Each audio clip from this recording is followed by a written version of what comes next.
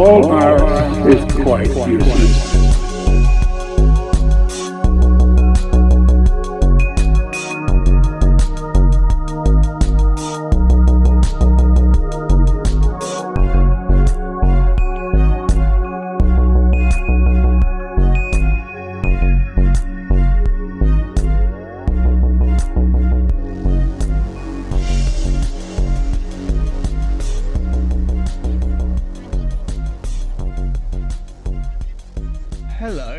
Welcome to All Art is Quite Useless, Episode 7.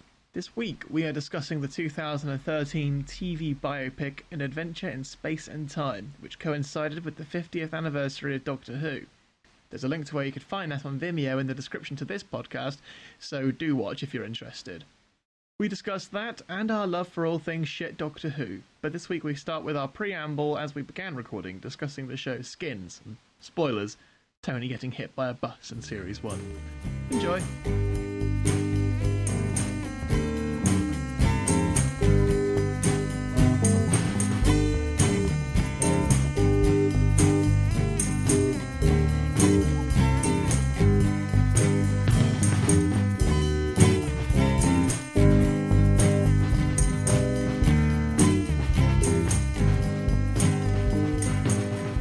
Do we get this mother on the road?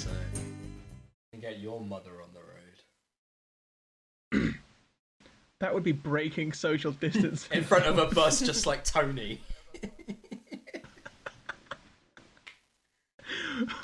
I would like to revoke the comments I made about how everyone who got hit by a bus should die. If my mum gets hit by a bus, I don't want her to die. You remember the guy from Reading who got notoriously hit by the 17 bus outside Purple Turtle? Yeah, and he went straight into Purple Turtle for a pint. Like a true Oh, legend. fuck, I didn't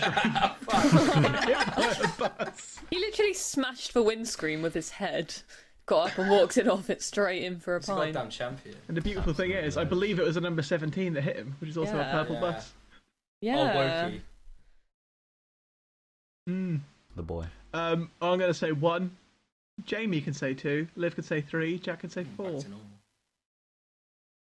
1. 2. 3. But You did a really good job saying 3 there, Liv. Not like last time where you just completely forgot. it's because you swapped it round last time. Did I? I don't know if I've got a set No, way you I do. do it. No, you do swap it No, quite a lot. I've been 4 every time, I think. Loser. Whoops, am I numbering you? That is Noah? that is my order in the choosing of things. I am last to choose. No, I'm No, last. you're not. Yes, Well, I'm actually It's not technically last, but technically not, for the but in the listeners, real I'm world, last. yes.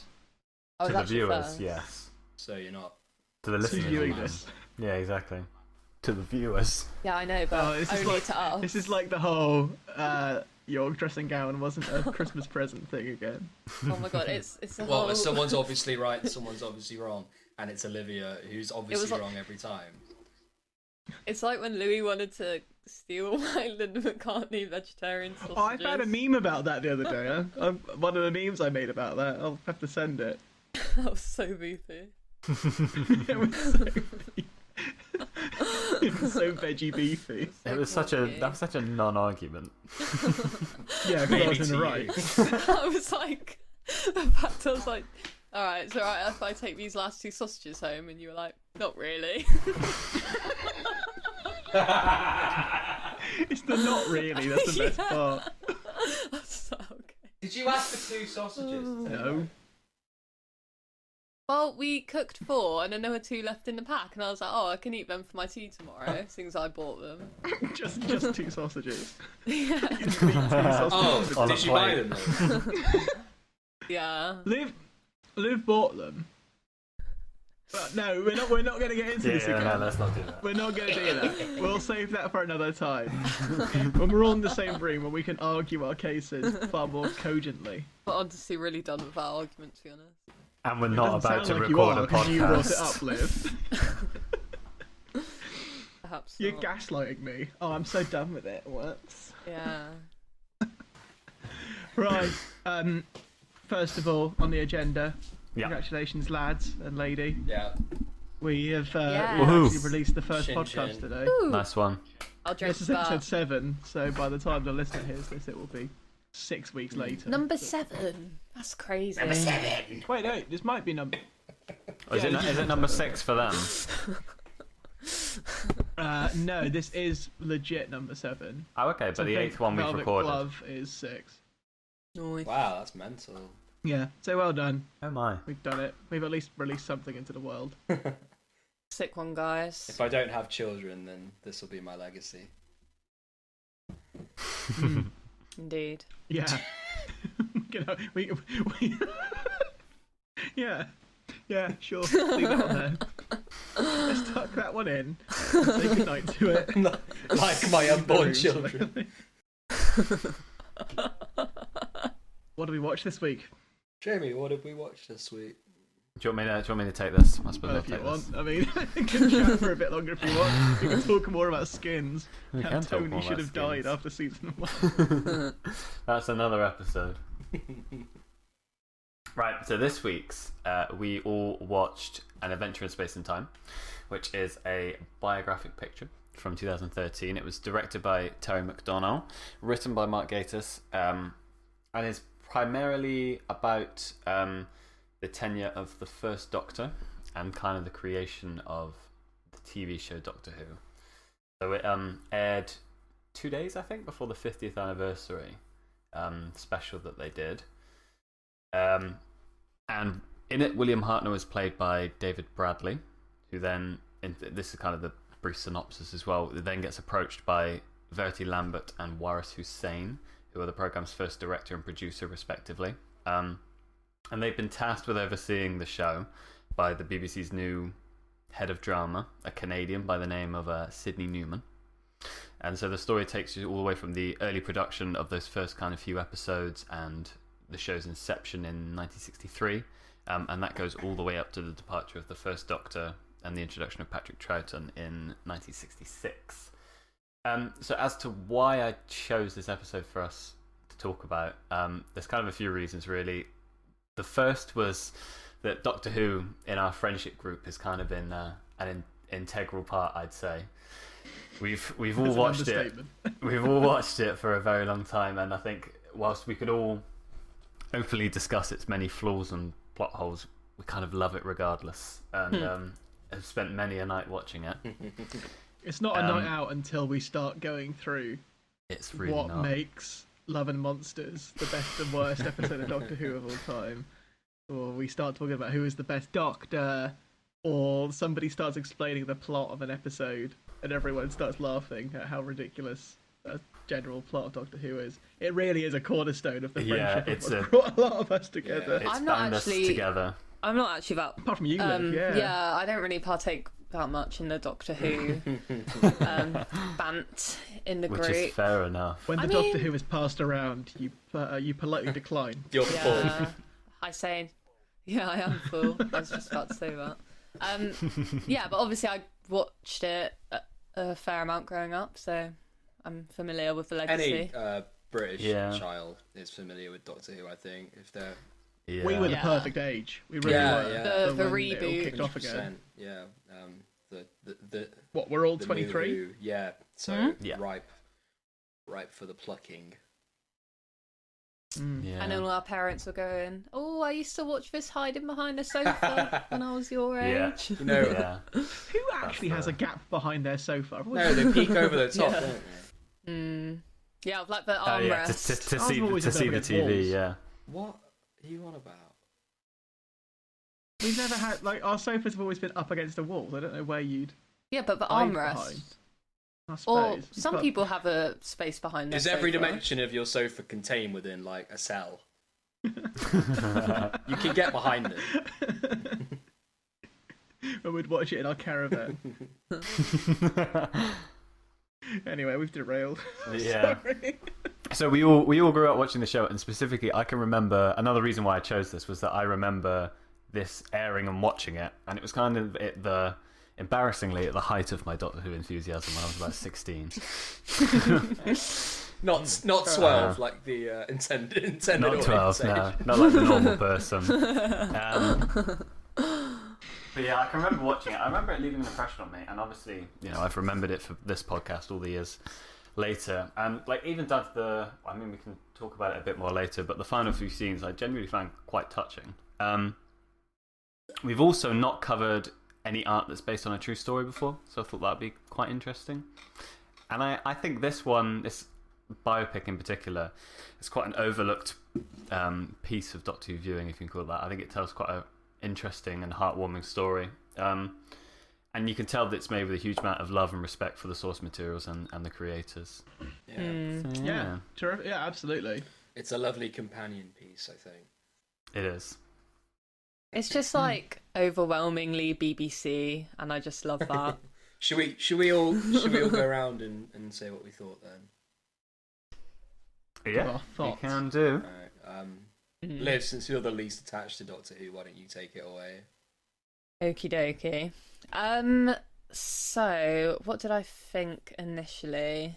I didn't really know what to expect. I knew it was going to be Doctor Who related, but I sort of thought it was going to be a documentary, rather than like a acted out piece of a biopic. Was it a TV like special, or was it a film?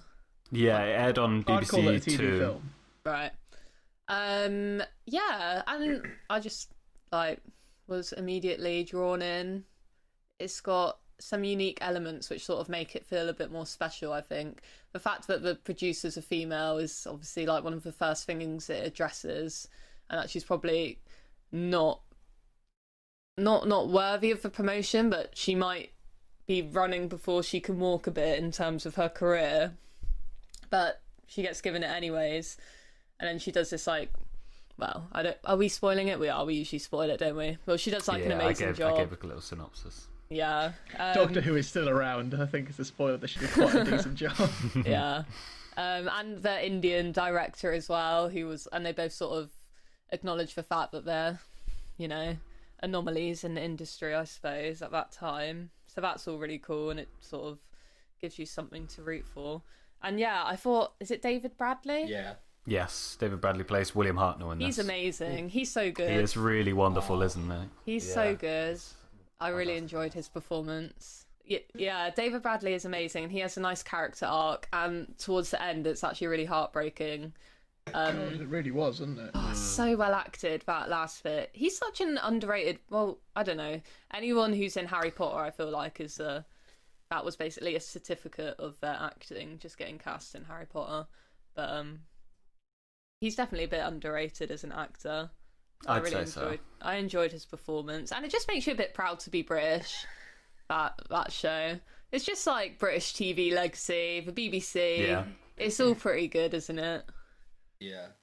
But yeah, I don't know what I'd give it out of 10. It was just like a really good watch. I'm sure there's more we can dive into, but that was my first impressions. Louis, how about yourself? More or less the exact same thoughts, really. It took me a little bit of time to get into it. At first I was like, oh good lord, this is fluffy, isn't it? Mm-hmm. And it was playing everything kind of exactly how I thought it was going to get played. And especially when it starts in the 60s and there's like that swinging party and oh, she's pregnant because she thought the Cuban Missile Crisis was going to kill us all, so she got us, and stuff like that. And it's just like they were really, she gave it around a bit. Yeah, like everyone was really, it was wiggy in a good way, if you know what I mean. It looked amazing, actually.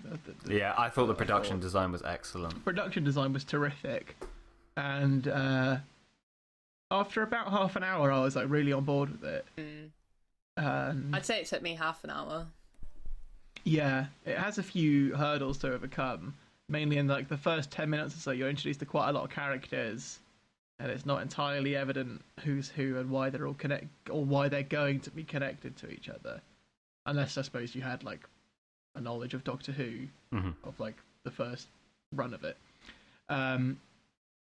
Like you say, David Bradley's performance is the thing that holds this all together and elevates it beyond fluff, because it would have been easy for it to be unchallenging, which it is in parts. It is a bit unchallenging in parts. Like, it's just an easy watch. But then that sort of last act of it in which it becomes evident that he's going to have to move on and the show can't stay the same way is really, really tough to watch, actually. I teared up at the very end. And especially when he comes home after being told that he's no longer needed for Doctor Who, and he sort of breaks down in front of his wife, played by Leslie Manville. And it just cut straight through me, that scene. Awful, isn't it? I didn't know he had that kind of range. I'd only ever seen him play angry bastards, like in Harry Potter or and Game of Thrones, yeah. But boy, he really is the heart of this TV film. I don't really have too many complaints other than just like it was a bit fluffy. Mm-hmm. My biggest complaint actually is that they crowbarred Matt Smith into it. I thought that was totally unnecessary. What the hell was that? I disagree entirely. I think that's like one of the scenes that makes it. That's weird. I didn't get it. I thought, considering we're 2 Doctors removed from that now, it might have made a bit more sense at the time. That's the thing, yeah. I was like, saying at the start that I watched it when it went out. It might have been that to a certain degree that I can remember it being the most recent Doctor. Yeah, and I loved when I thought, what if it was Christopher Eccleston? They got to do that bit. He just stood there like, what the fuck do you want? I'm a bloody future ghost. But yeah, it was wonderful. Yeah, kind of what I've got to say. Yeah. And Jack? I agree as well. It's kind of a unanimous positive outlook on the whole thing, I think, which is nice. David Bradley was, as you say, Louis, like he usually plays like quite curmudgeonly, like crotchety old man, like like in Game of Thrones and stuff, and in Harry Potter where he plays Filch. Because I remember him terrifying me when I was young, as Filch. He used to like really like scare me. And he was like a funny kind of scary kind of like, do you know what I mean? Mm-hmm. Bit like, a bit of a mardy ass. You don't really want to get on the wrong side of him. And he does channel a lot of that in his portrayal of William Hartnell. Not a lot, but obviously it's like toned back quite a lot, but you do get the impression that he's a bit bitter about his his lot as an actor, and he doesn't really feel like he's been given a shot, and then he's a bit of a, can be a little bit hard on set when he's on set to control. But that moment where he's just like, I don't want to go, is absolutely heart-wrenching. Do you think they made him say that because that is a fan just favourite about line from when David Tennant left the show? Yeah. I was just about to think that. Yeah, probably. But then this is... Because that took me out of it ever so slightly, as they said, I don't want to go. I was just thinking of David Tennant looking all sad. It kind of worked for me. Because David Tennant did say that in relation to not wanting to go from Doctor Who, I think, didn't he? Yeah, I think it was kind of intended as that, as him like both addressing it as the character, but also kind of using that to speak as David Tennant, even though he left by choice. But I also think it might have been awkward if they chose some other phrase that they were clearly dancing around the same thing, but they didn't want to say, I don't want to go, because Tennant had already said it. Yeah, I don't have an issue with the line, really. I think that's nice. I don't really have an issue with Matt Smith either, to be honest. Like, because we're all, I think when it went out at the time, and then obviously looking back on it now, everyone's aware of the passing of the baton that is Doctor Who. Like, its tradition is passing the identity of the Doctor from one act to the next and give it a slightly different spin, but keep it essentially the same. And watching it actually made me want to go back and watch loads of classic Who, because it looks wonderfully quaint, looks wonderfully lovely and like heartwarming, and just like overwhelmingly positive.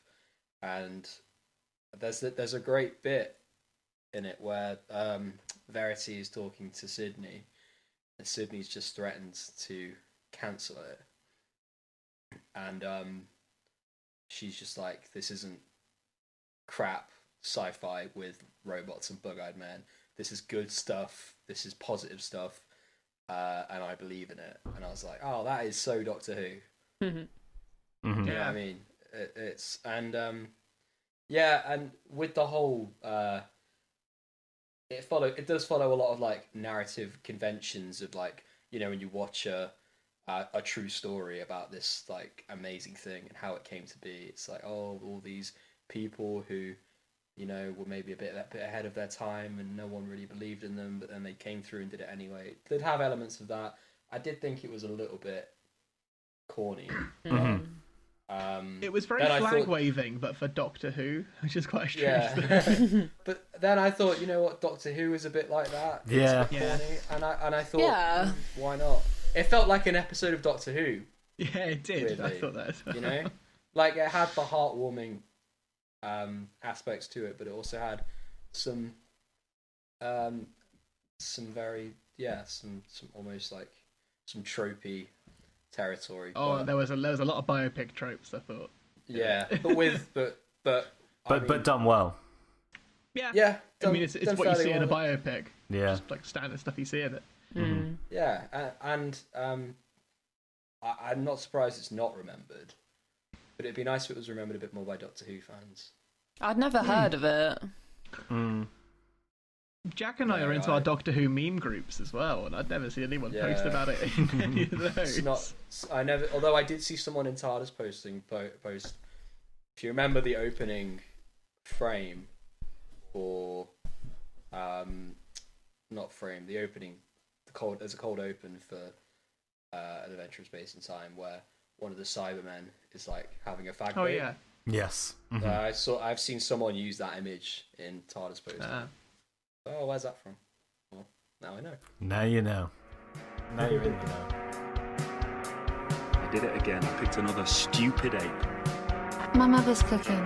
Good. Put her on a slow eat and let her simmer. Excuse me, do you mind not farting while I'm saving the wood? If you're going to deny it, don't waste my time. Just shut up. I didn't know how much you guys knew about some of the history around this, because one of the things that I remember being really drawn to upon my first viewing was some of the history that kind of revolves around it. Like, I didn't know anything about the fact that the JFK assassination took place on the same day as the first episode, which seems crazy now, and they had to re-air it because of that. No, I had no idea really, because it's not really like TV history isn't something that I'm massively familiar with, especially the British sort of golden era of TV in the like late 60s to like late 70s. That sort of stuff I'm not very familiar with, which Doctor Who is obviously a massive part of and a sort of flagship for. Yeah. But that whole element of the real life affecting this biopic was like, oh my god, like that's so unfortunate for everyone involved. Mm-hmm. I was aware of JFK's brains included. I was aware of like what the first episode was about, and that it was basically like Grandad in space. That's kind of what the synopsis was for the first run. And when they realised that they'd cast an old man to be Grandad, that old men can't work forever.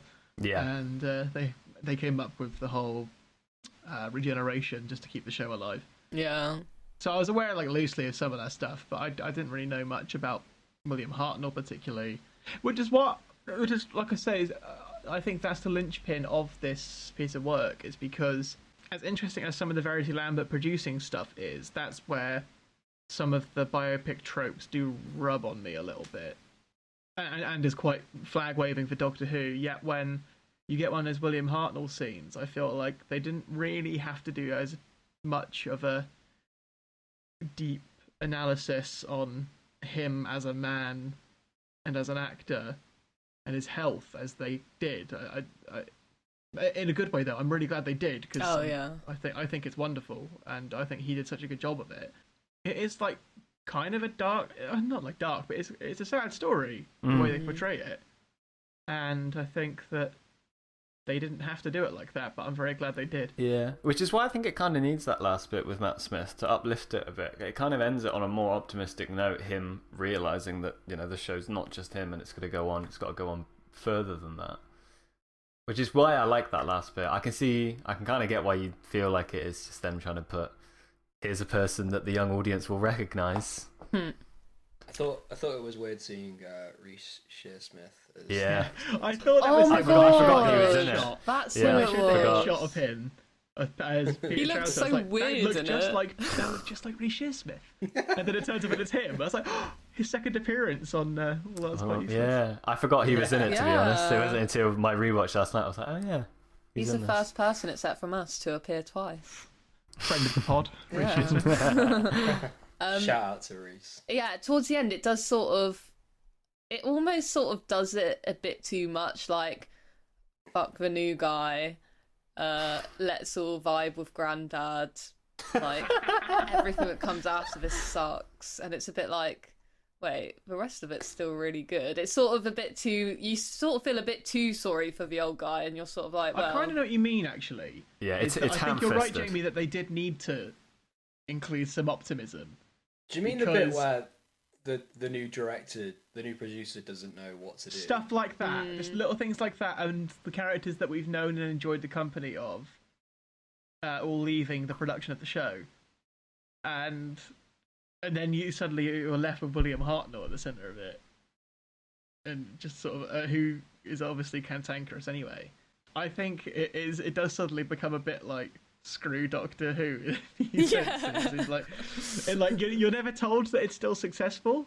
Yeah. It's not like explicitly shown or told that the show is actually still doing well with kids. I mean, it's I evident think enough. It's more to, I think it's more like a wink to the audience, in the sense that, like, they show the actual clip of William Hartnell's final goodbye as Doctor Who, which is that was really, wonderful. That was really brilliant. really wonderful, and that's like, that's what people would have seen back then. And then Doctor Who has fulfilled that message. It's like, I will return, and he does return, and it becomes fantastic. Or it was fantastic, and it became even better. That So scene was it's brilliant. like, yeah.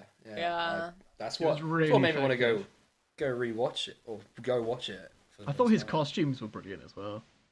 Yeah, I love his like fez that he's got on. Yeah. It's really He's got- cool.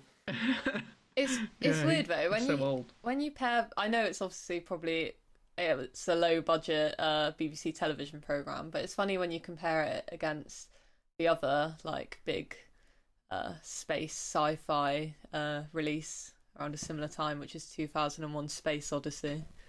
And it's just the difference. I know obviously you really can't compare, but it's just it's just funny to think. Well, Star Trek wasn't too long after this, or was it around the same time? I'm not sure, to be honest. Star Trek came out. Yeah, I couldn't say. 67, I want to say, but I don't know where I'm pulling that from. It was definitely the around 60s.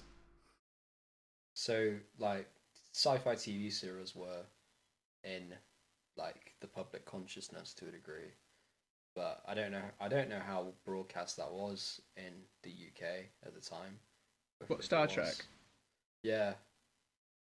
That's Yeah, quite a I'm not big sure, time actually. for those sorts of things. Mm. I guess- Sci-fi is very big, yeah. Like they say in the film that sci-fi sells. They talk about. Yeah. There's a really great line in it where I think it might be Verity selling it to. She might be selling it to William Hartnell in the film. She goes, "It's C.S. Lewis meets H.G. Wells meets Father Christmas," and I thought that is such a good explanation Yeah. of what Doctor Who Yeah, is. I think that's taken from an actual description that Hartnell gave of the Doctor whilst he was alive. I was reading that after. Yeah, it was just really nice. I was shocked to how young he died. Yeah. Yeah, me too, Only man. 67.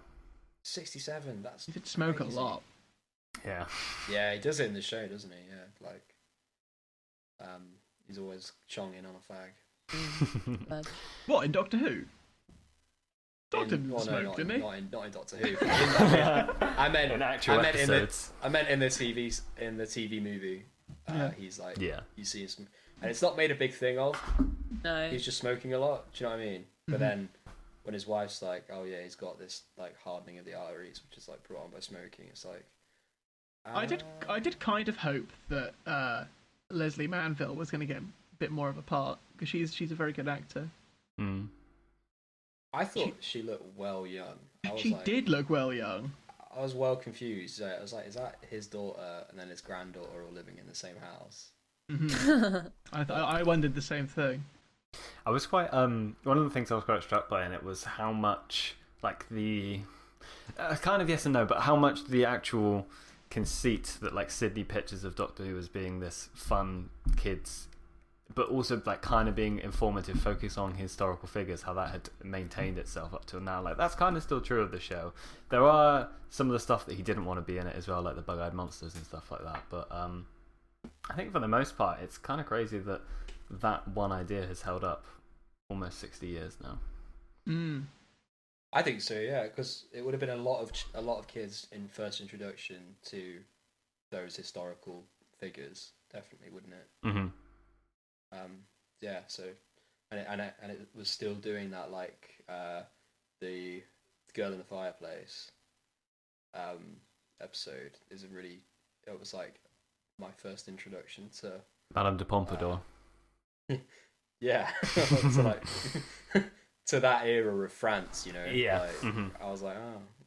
It's it goes to show, like, I think Doctor Who has lasted so well because when they must have come up with a regeneration of the Doctor.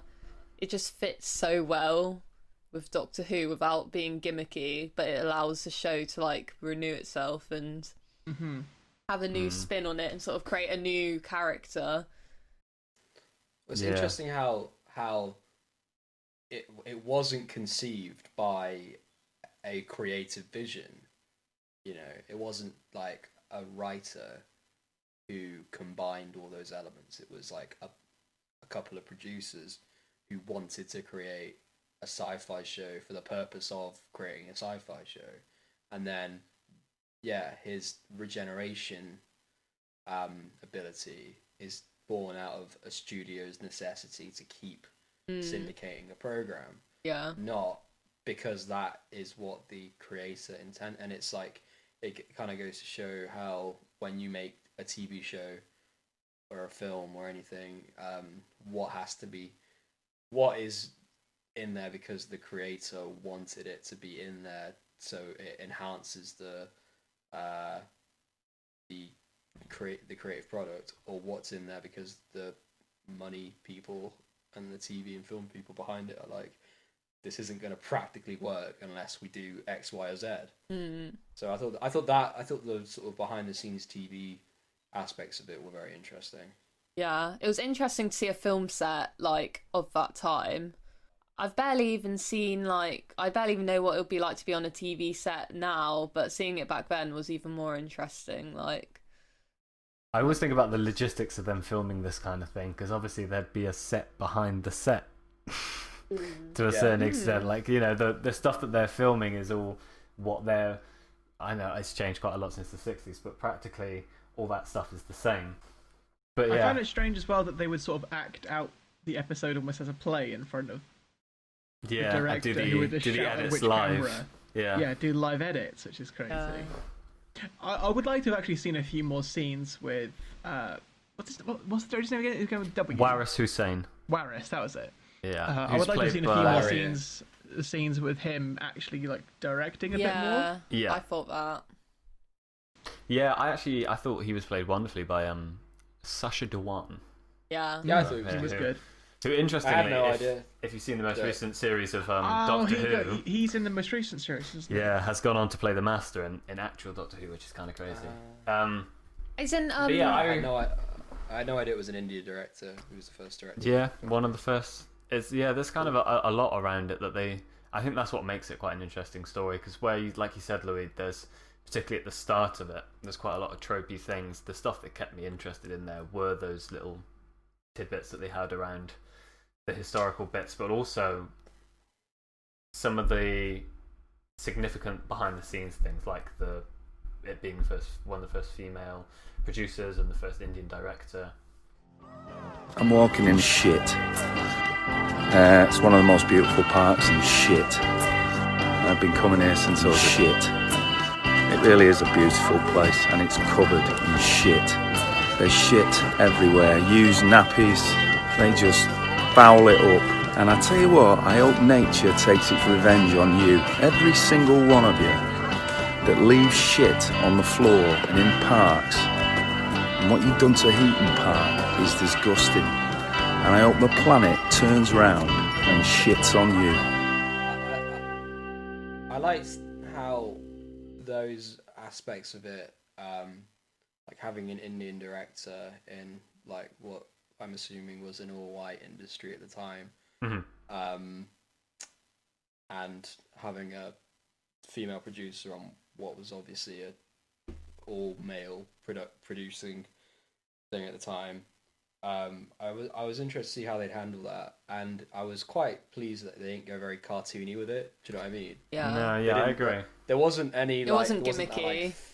Wasn't that fat like white drunk racist like stagehand who was like, "Oh, I'm not working with you lot." Yeah. Do you know what I mean? It wasn't like. I think there was like the odd comment here or there, like when he's. There like, were a couple really of red flags towards that sort of stuff, like when she first goes to her office and there's that guy there who just like won't even look at her. He's just like he's just such a dick character. Yeah, But they like, didn't. it was a bit like box ticking. And the It scene was- where the cameraman was like, "Oh, he's hot in there. I thought he'd be used to it." Yeah, but it was never like angry racism. It was never like putting them on a pedestal because of their innate characteristics. You know what I mean? It was just like these were like the facts. This was the first Indian director. And Yeah. But everyone was there to work. Yeah. Do you know what I mean? They touch on those things, but ultimately, I think they keep the main driving focus of the narrative is creating the show, which it should be because it's Yeah, kind of it's a not thing. it's not about racism and sexism in TV. It's about the creation of the nation's most loved TV series. Yeah. And they've already pushed the boat out a little bit by having the central story around it about being the first Doctor being really sad about leaving the show. Yeah. It'd be a bit much if they made it about her what I presume were her real life struggles about convincing people she was the right woman for the job, and a similar story for the director. So Yeah. I think they had to make sure they didn't make it too socially realistic. It was cool though when she when he's like, "Oh, it's tripe. You've done googly-eyed monsters or whatever the phrase is." Bug-eyed. And yeah. she's just like, "No, you're wrong. Over my dead body." But it's not over the top. She's literally just like fighting for it as you would fight for something you really believed in and had worked hard on. But at the same time, I really admired her because it's like, I don't think I'd even have the confidence to do that. Like for something I'd worked hard on, I'd probably just resign and be like, "Yeah, you're probably right." It was fun while it lasted, but she's literally like, "No, this is good. This is special. We're getting it out there." Yeah. Did they get a lot of resistance from the higher ups? Do you know, Jamie, when they were making it? Based on what I'd seen, a lot of this was kind of quite accurate. I haven't seen many interviews with either Waris or Verity, particularly on that, so I wouldn't know how accurate it was. But from what I understand in terms of us saying that they kind of addressed it here and there, but kept the main focus on them creating the show, I think that's kind of true, and that they had some pushback or encountered the kinds of blockades you would expect from being within those minorities at that time in that environment. So yeah, I believe so, but I wouldn't be able to say for sure. Right. Yeah, I just I just mean in terms of because obviously there's that scene where the I don't know who he is. He's like a higher up, probably some director of programming from the BBC, and he comes down to see Sydney, and he's like, "Kill Doctor Who." Which I thought it made me laugh for a couple of reasons. One, it's like, all right, that is very TV. Oh yeah.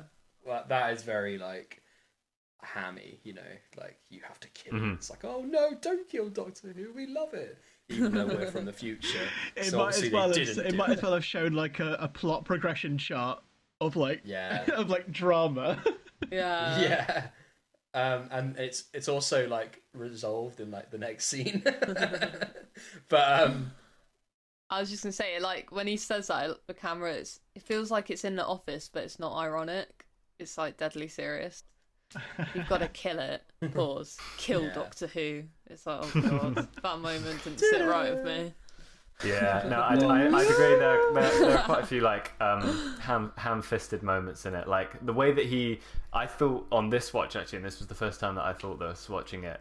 The way that David Bradley goes from quite a grumudging, angry granddad at his daughter to being quite happy and playful pretty much as soon I as he thought gets that, cast, and it goes immediately from one to the other. There's Yeah. not, That was Doctor weird. Who opened his There's- heart. Yeah. there is not a clear like progression there at all. No. He But goes from one my- to the other.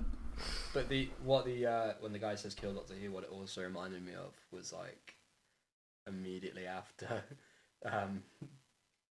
Jodie Whittaker's Doctor Who was like seen by the general public, and everyone was like, Chibi's killed Doctor Who. It's like, who'd have thought that a few years later Doctor Who would die? Wait, did she die? No, I mean, No, that's it's his, Oh. like, the quality, reputation. the quality of the program. Oh, fair enough. Massive. For reference, it's not Jodie Whittaker's fault. No, it's not. It's her. Yeah. Which, It's the terrible showrunner. yeah, Chibi Wibby. I can't comment. I haven't been keeping up with the new Doctor Who's. Oh, I haven't seen the latest one, but I watched about half of the one before Jodie Whittaker's first series, and good lord, is it grueling? Really? It is. It's a slog. It's God. I like a lot of the things they're trying to do with it, but it just felt so poorly executed.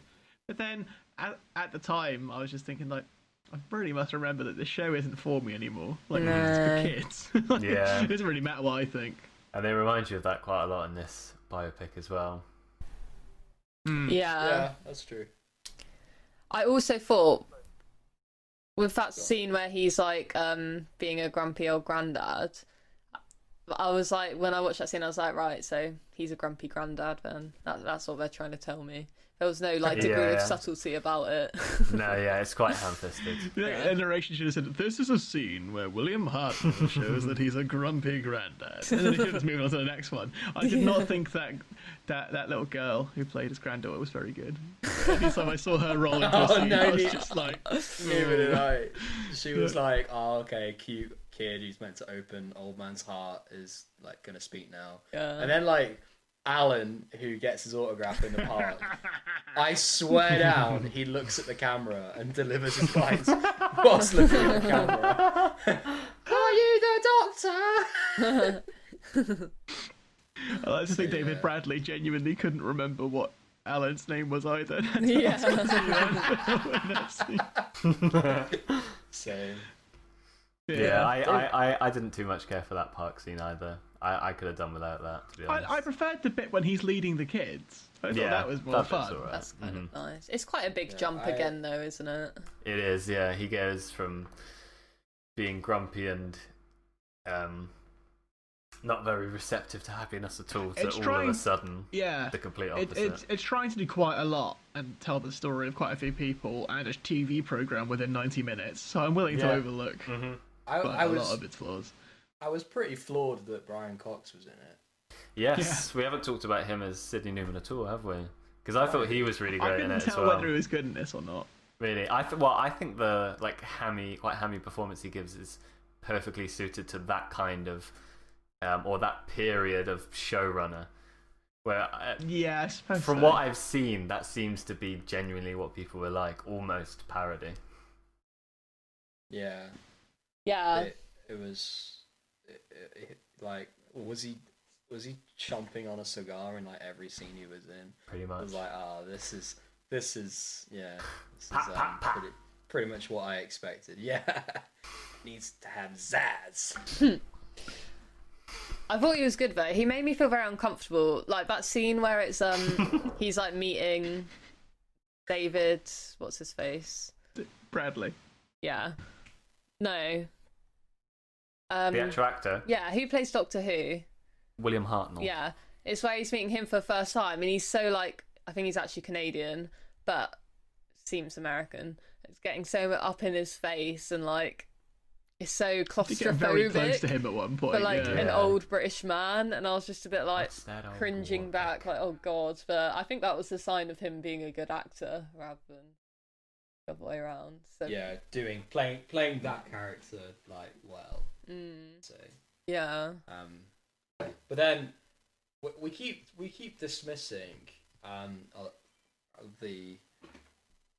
the tropey formulaic like structure of the thing, and I think we should consider how much of that is intentional and how much of it is just down to like a bit kind of rubbish writing with some flares of fairly good writing and performances, because this was written by Mark Gatiss, wasn't it? Yes. And he's written some of the worst Doctor Who episodes. Did he write for So- Sherlock as well? I know he's in Sherlock, but I think he has some involvement in some way in the writing. I'm not sure to what capacity, but I think he has had a hand in it. Probably.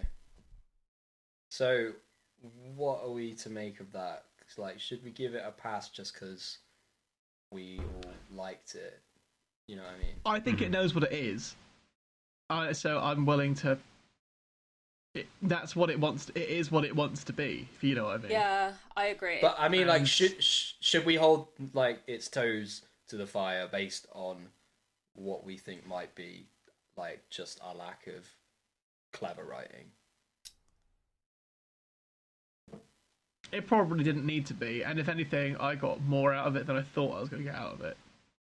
So that is kind of my perspective on that, on the writing. So I'd praise the writing more than bemoan it. That's fair enough. I think that is entirely true, and that the writing can be a little bit tropey and conventional at times. But I think what sells it is the love that's clearly gone into it. Like Mark Gatiss and the people involved in creating it clearly love Doctor Who and have got lots invested in this story and telling this story, and I think that comes across, and is what elevates some of the other moments above those times where you think you are kind of just going through the motions with the story. Yeah, definitely. I think it's not like, you know, the blooming most groundbreaking biopic I've ever seen that changed my life upon viewing, but it's just something that, if you want a little insight into this beautiful nugget of British culture, then that's a really good thing to watch to learn more about it. I mean, it's a household name, Doctor Who, so I suppose it's like a nice sort of package that's wrapped up in a bit of fluff, isn't it? Yeah. Very it's like woolly. it's a warm hug. Yeah, there's stuff in it that you can get out of it, and that prevents it from being just like nothing. Yeah. Yeah. And I think when you look at it as part of like the 50th stuff, it was like, you know, they were having this like month essentially where they were kind of celebrating Doctor Who and doing a few specials and making things to commemorate that anniversary. This kind of makes perfect sense as fitting into that. Obviously outside of that context, and with you guys having not seen it on that initial viewing, it's like watching it independently of that does make it feel a little bit self-indulgent, I guess, at times. Yeah. Like you were saying about the flag waving and stuff. It's That's what I think that is I true. was gonna say actually, is this could only have been made for that 50th year, or like for an anniversary. It feels like an anniversary piece, you know what I mean? Like, and it feels like it might have played before the London Olympics opening ceremony. Hey Which mate, stop knocking the Olympic ceremony. You're always slamming on the Olympic ceremony. That's It's my sick. hot pick for the next one. The only thing longer than Lewis the Woman's Club. It's actually a shame that the anniversary is when it is, because it could have coincided with the London Olympics and the Chloe Webber episode. For a true For the listeners that celebration. aren't aware, Jack is obsessed with. Oh, I shouldn't just pick on Jack. Me and Jack are obsessed with the episode of Doctor Who. It's a David Tennant one where it's the 2012 Olympics, and the girl keeps drawing people, and then they disappear. And the little girl's called Chloe Webber. Yeah, they get trapped in the drawing. And Chloe Webber is the least charismatic young actor you've ever seen. And it's the most boring episode of Doctor Who probably ever. It's so boring. And, it is, but that has the most mental climactic ending, which is hilarious. Yeah, it's the worst looking representation of an Olympic stadium. Yeah, I don't know how you can call it the most boring when literally an entire Olympic stadium filled with people gets drawn into a picture, and then the commentators go, "Oh my God, Jeff, everyone's just gone."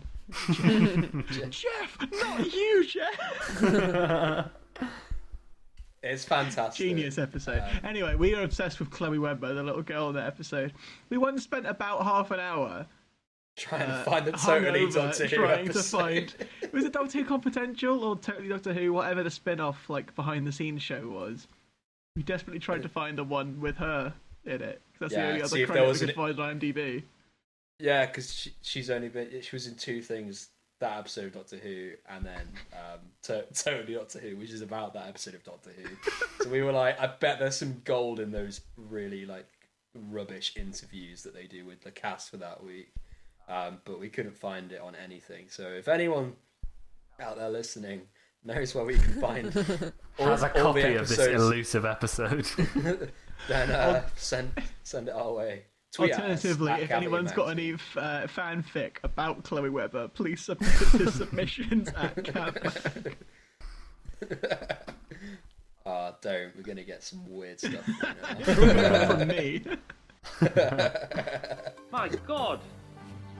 What's going on here? I don't care if you've got Snow White and 7 dwarfs buried under there. You don't go digging. Shut up and The look! crowd has vanished. They're gone. Everyone has gone. Thousands of people have just gone. Right in front of my eyes. It's impossible. Bob, can we join you in the box? Bob! Not you too, Bob. Surely David Tennant wasn't the Doctor in 2012. Was that a flash forward? No, that was a flash forward. Yeah. I was going to say to 2012. The episode took place then. It's set in. It was made. I think it was May 2008. I think. Yeah. God, that's still quite late for David Tennant. He feels way younger in my childhood. Yeah, I'm probably just misremembering. That was him and Rose, that episode. So yeah, so he had two companions to go. Another thing about the show was that it's nice that he's to learn that the original Doctor Who was just granddad vibes instead of charming, sexy Doctor and his female accomplice.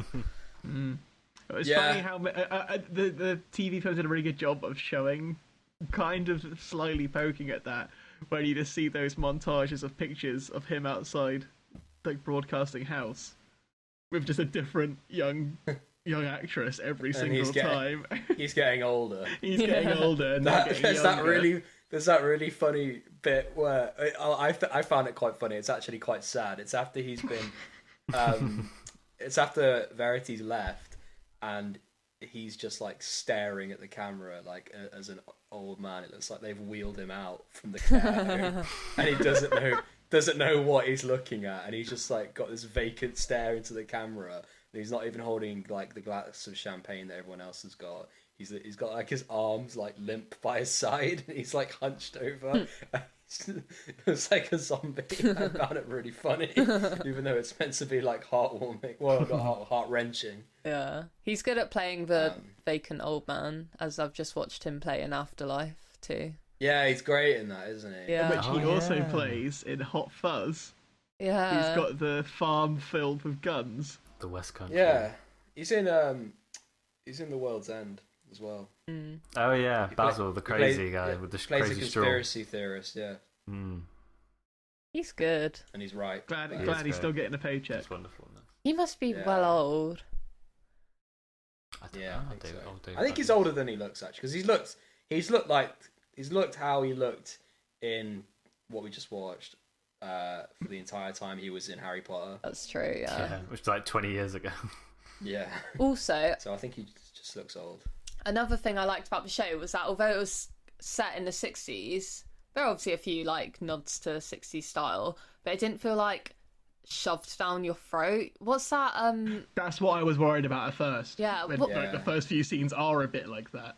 What's the one with Tom Hardy where he's one of the Cray twins? Oh, Legend. Yeah. Legend. That yeah. film What a is terrible literally little like film. this film is set in the 60s. Let me talk about it. Isn't And it he's cool? a governor, isn't he? Yeah. Cool and romanticised, yeah. It's just way too much. It's like we get it. But that's like I don't know. I think I think most British crime films are shit, basically. Because they all try and be like that. Like, he's in our case from the West End, or East End, not West End. Yeah, that film's not It's on that good. Broadway. Legend the musical. I'd like to see Doctor Who the musical. Starring Tom Hardy and James Corden.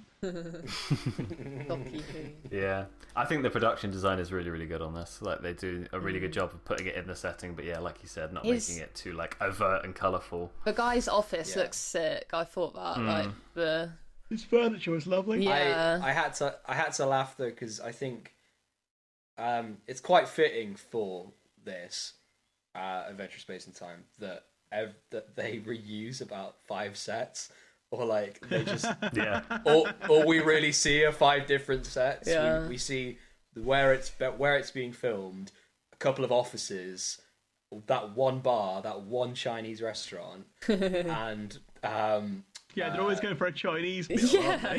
David I- Bradley's no, at the house. time. Yeah.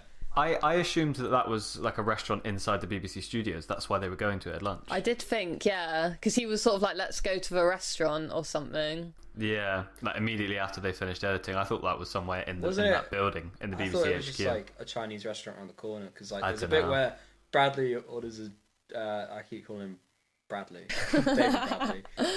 William Hartnell orders a drink, and he goes to the waiter, choppy choppy. I was like, that's a bit racist. Yeah, that's. I guess you just have to look at that as in that's Yeah. probably what you would have said back then, unfortunately. But Well, he wants his drink quickly, and he's talking to someone from China. So, what else are you gonna say to him? hopefully not that. I mean, what else is he gonna say to him in the '60s? Yeah. That's not what I would say. I forgot why they go to Chinese restaurants. I don't know if you guys like looked up afterwards some of the actual sets that they recreated for this, but in terms of the production design again on that, it was really well done. Like some of it was incredibly faithfully recreated. I thought about the Marco Polo set, and I was just like, they used that for one scene. I was like, it looks Yeah. amazing. Yeah, that's like that. I think that's telling of how familiar they must all be with it. Because I guess thinking about it now, and this kind of just come to mind, Mark Gatiss and even David Bradley to some extent, kind of all must have grown up seeing this or being around it at the time, or having that cultural experience at that point. So I guess quite a lot of that feeds into it as well.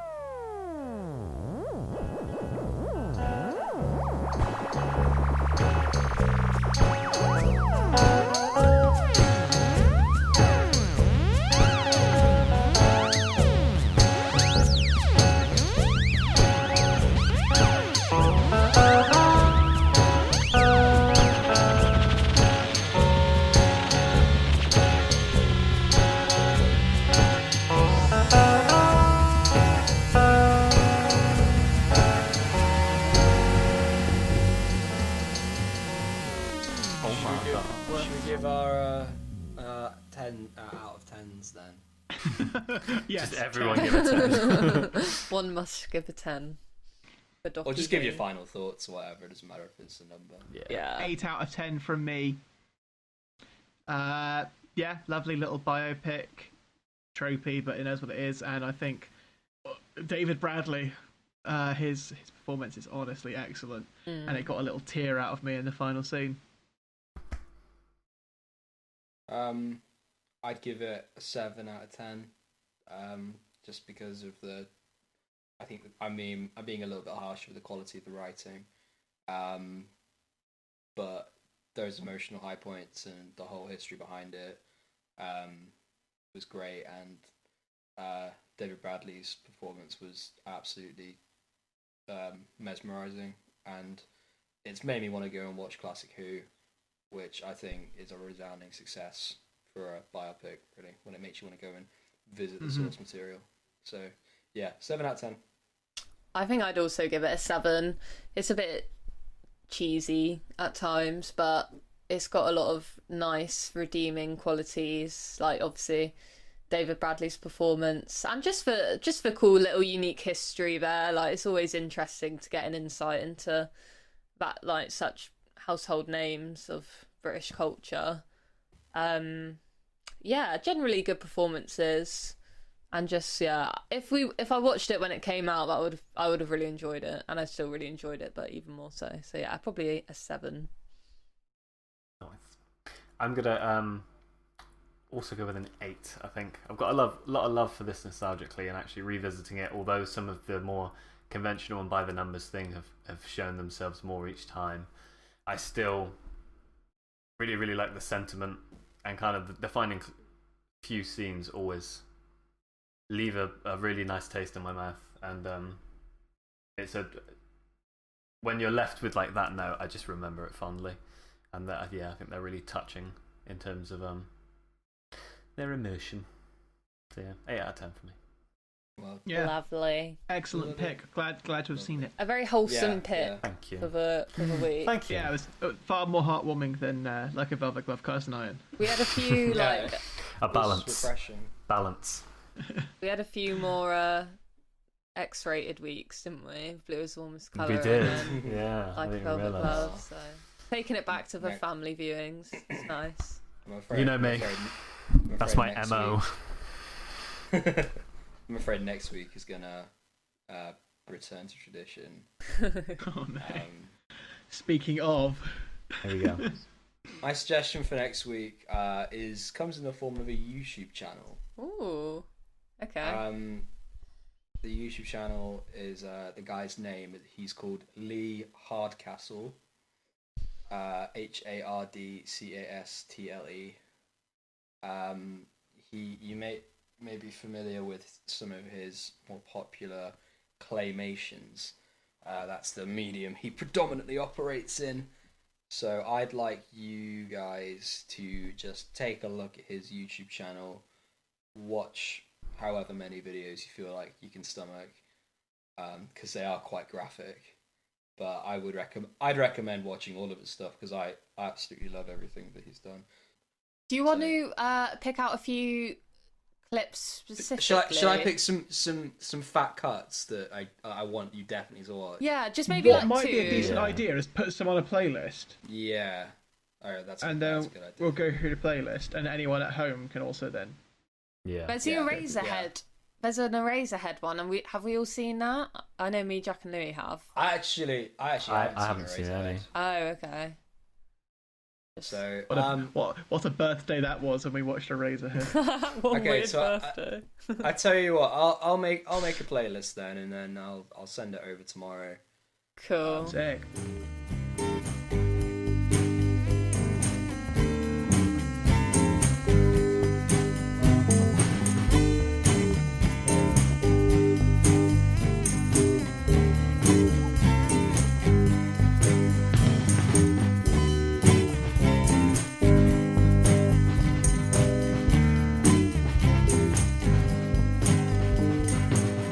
Well, there we have it, another hour of your life wasted. Thanks to Jamie for picking that one. Excellent. We all enjoyed that very much. And as Jack said at the end of that podcast, we will be looking at Lee Hardcastle's YouTube channel this week.